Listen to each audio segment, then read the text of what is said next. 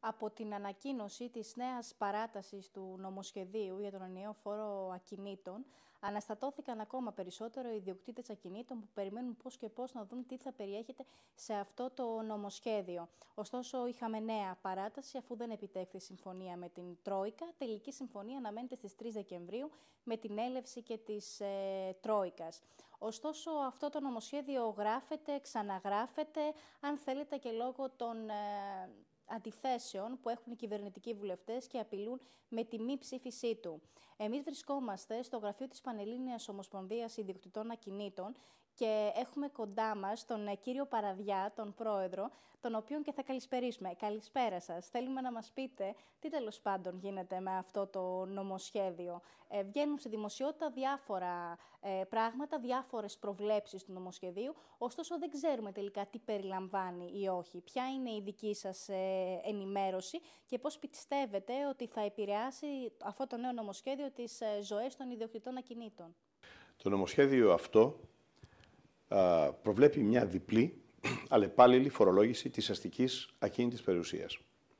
Προβλέπει δηλαδή στην αρχή μια αυτοτελή φορολόγηση όλων των περιουσιακών στοιχείων, η οποία όμως ό,τι αφορά τα εκτός σχεδίου ακίνητα και ιδιαίτερα τα καθαρά αγροτικά, είναι, θα έλεγα, καθαρά προσχηματική. Με 1 ευρώ το στρέμμα το χρόνο.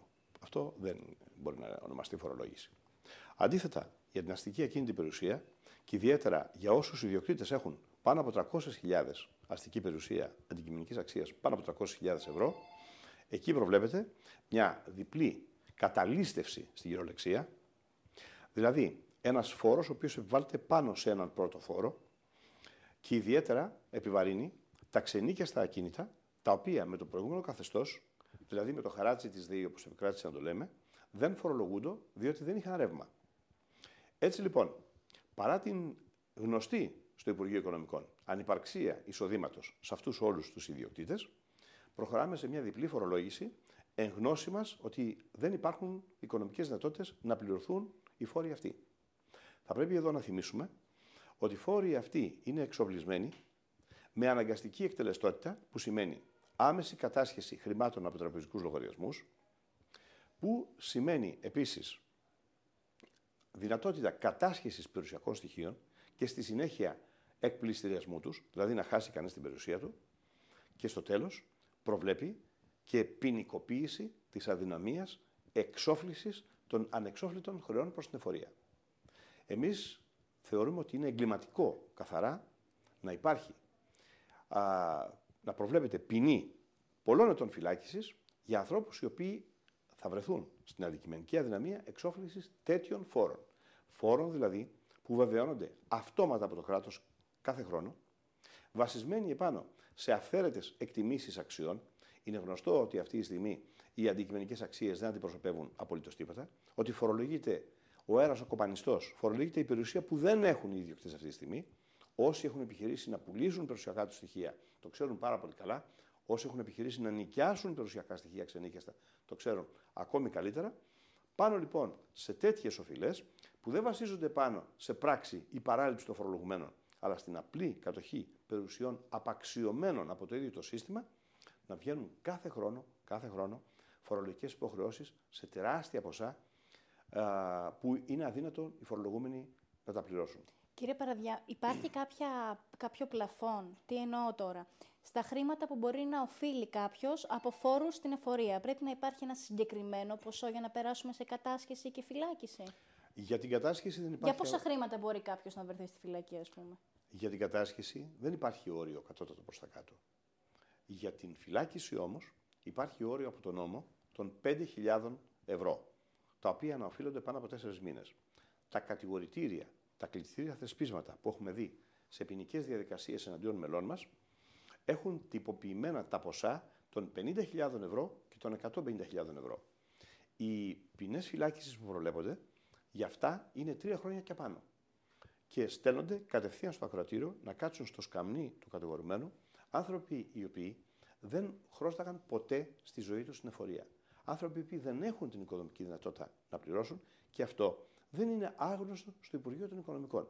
Ξέρει το Υπουργείο των Οικονομικών ποια είναι τα εισοδήματα του καθενός, επίσης τώρα πια ξέρει και ποιες είναι οι τραπεζικές καταθέσεις. Και παρόλα αυτά δεν λαμβάνεται το παραμικρό μέτρο να υπάρξει ένας έμεσος έστω συνδυασμός του φόρου που καλείται κανείς να πληρώσει με τη φοροδοτική του ικανότητα.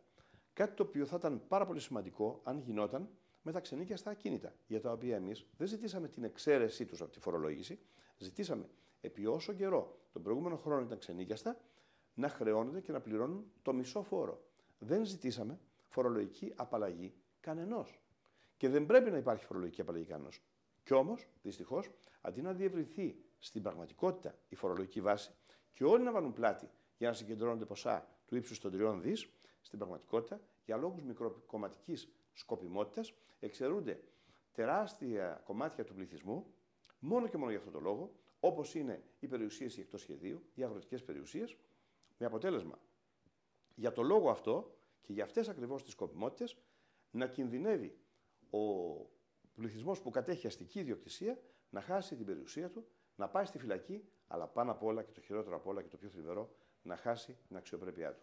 Αυτό είναι ένα έγκλημα που δεν μπορεί να παραμείνει έτσι. Εσείς σαν Ομοσπονδία, τι προτείνετε στους ιδιοκτήτες ακινήτων, όταν φυσικά και δεν έχουν να πληρώσουν το φόρο του ακινήτου τους και δεν έχουν και έσοδο από αυτό, δηλαδή δεν το έχουν νοικιασμένο.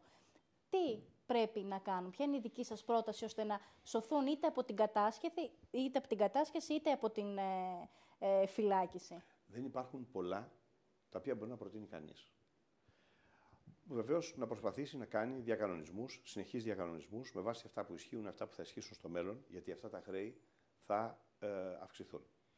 Αυτό όμως που για πρώτη φορά εμείς είπαμε στα μέλη μας είναι ότι θα πρέπει να προσβληθούν από τα μέλη αυτά που έχουν αυτές τις ιδιότητες τις οποίες θα πούμε, όλες εκείνες οι χρεώσεις φόρου ακίνητης περιουσίας όταν αναφέρονται σε τεράστια ποσά και απευθύνονται σε ανθρώπους οι οποίοι έχουν μηδαμινά εισοδήματα και δεν μπορούν να ανταποκριθούν.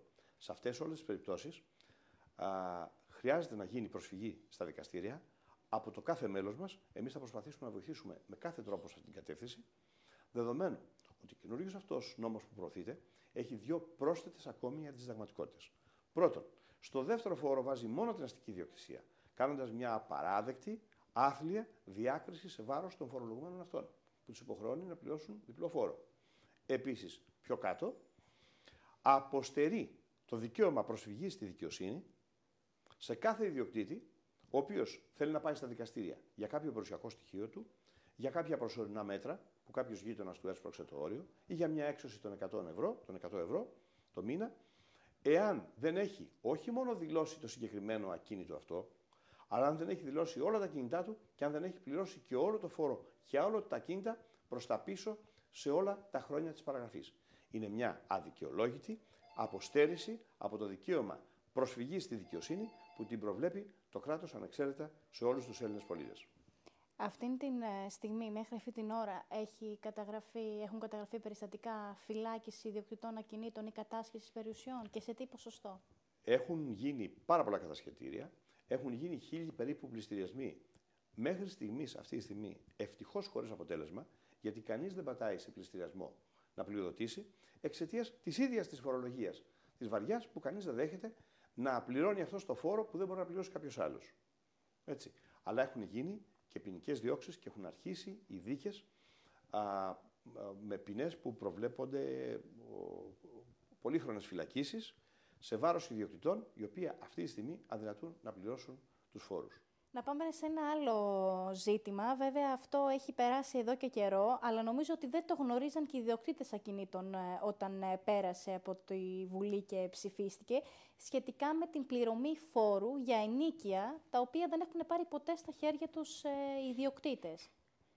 Κανείς δεν μπορούσε να φανταστεί, όταν το προηγούμενο καλοκαίρι πέρασε από τη Βουλή ο νέος κώδικας φορολογίας εισοδήματος, ότι τεχνίαντος θα εξαφάνιζε την διάταξη, την παραδοσιακή διάταξη, με την οποία κάθε ιδιοκτήτης, ο οποίος δεν έχει μπορέσει να εισπράξει ορισμένα μισθώματα από κάποιον ενοικιαστή του, για να μην φορολογηθεί για αυτά, είχε πάντοτε το δικαίωμα να τα εκχωρήσει στο δημόσιο χωρίς αντάλλαγμα, οπότε αυτά θα εισπρατώνονταν από το δημόσιο ως δημόσια έσοδα, αφού έχουν χαθεί οριστικά για τον ιδιοκτήτη. Με τον καινούριο κώδικα φορολογίας εισοδήματος καταργεί τη διαδικασία αυτή. Τι σημαίνει αυτό? Ότι αν κάποιος ιδιοκτήτης δεν μπορέσει να εισπράξει όσα μισθώματα δεν εισπράξει, θα τα φορολογηθεί σαν να τα εισέπραξε. Αυτό δυστυχώς θα οδηγήσει σε κάτι το οποίο εμείς, σαν Πομιδά, πάντοτε απευχόμαστε. Και πάντα εργαζόμαστε δραστήρια να μην συμβεί. Πάντοτε λέγαμε στα μέλη μας να κάνουν υπομονή στο συνταξιούχο, μια γυναίκα μεγάλης ηλικίας, σε κάποιον ενοικιαστή τους που βρίσκεται σε μια δυσκολία, σε κάποιον επαγγελματία που αδυνατεί να πληρώσει το ενοικιό του. Πάντοτε να κάνουν υπομονή και να μην σπέβδουν ποτέ σε διαδικασίες εξωστικές. Αυτό τώρα σήμερα, χωρίς εμείς να κάνουμε καμία σύσταση σε κανένα, αυτομάτως όταν οι ιδιοκτήτες αντιληφθούν ότι οτιδήποτε δεν εισπράξουν θα το χρεωθούν φορολογικά και θα το πληρώσουν, θα οδηγήσει σε ό,τι χειρότερο θα μπορούσαμε να φανταστούμε. Σε ένα είδος κοινωνικής ανθρωποφαγίας, δηλαδή στο να αναγκάσουν πλέον με το ζόρι τον κάθε ιδιοκτήτη να επισπεύσει την έξωση του ενοικιαστή του, ο οποίος αυτή τη στιγμή έχει πρόβλημα να πληρώσει. Πρέπει οπωσδήποτε να επανέλθει η διάταξη αυτή το συντομότερο ή να βρεθεί κάτι άλλο, γιατί και αυτό δεν ήταν ό,τι καλύτερο, ούτως ώστε σε μια εποχή που πρέπει να μπορούμε να συμπαρασταθούμε ο ένας στον άλλον, να μας επιτρέψουν και να το κάνουμε κιόλας. Κύριε Παραδιά, για να το πούμε έτσι πιο εύκολα, πιο λαϊκά, για να το καταλάβει και ο κόσμος, η κυβέρνηση λέει πως θέλει να περάσει αυτός ο συγκεκριμένος ενιαίος φόρος ακινήτων, διότι με αυτόν τον τρόπο θα σταματήσει να υπάρχει συσσόρευση ακινήτων. Θεωρεί λοιπόν ότι το να έχει κανείς πολλά ακίνητα δεν βοηθάει στο να κινηθεί αγορά, στο να υπάρχουν αγοροπολισίες. Δεν υπάρχει λόγος, θεωρεί η κυβέρνηση, να έχουμε ακίνητα τα οποία δεν χρησιμοποιούμε. Τι απαντάτε λοιπόν εσείς σε αυτό το βασικό επιχείρημα της κυβέρνησης? Στη σημερινή οικονομική λειψιδρία, το να μιλάει κανείς για άμεση αξιοποίηση ακινήτων είναι ό,τι πιο αστείο υπάρχει. Από την άλλη μεριά, το να έχει κάποιος ακίνητη περιουσία πάνω από το σπίτι που ιδιοκατοικεί, πάνω από ένα γραφείο ή ένα κατάστημα που ιδιοχρησιμοποιεί και πάνω από ένα εξοχικό, ήταν κάτι παραδοσιακό για τον Έλληνα, για τον ελληνικό λαό ολόκληρο. Εκεί είχε ο Έλληνας εμπιστοσύνη. Καλός ή κακός, εκεί είχε. Εκεί δεν θα πρέπει να πούμε ότι η τοποθέτηση χρημάτων σε ακίνητη ιδιοκτησία ήταν εκείνο το οποίο απέτρεπε τον πολύ τον κόσμο από το να βγάζει τα χρήματά του στο εξωτερικό.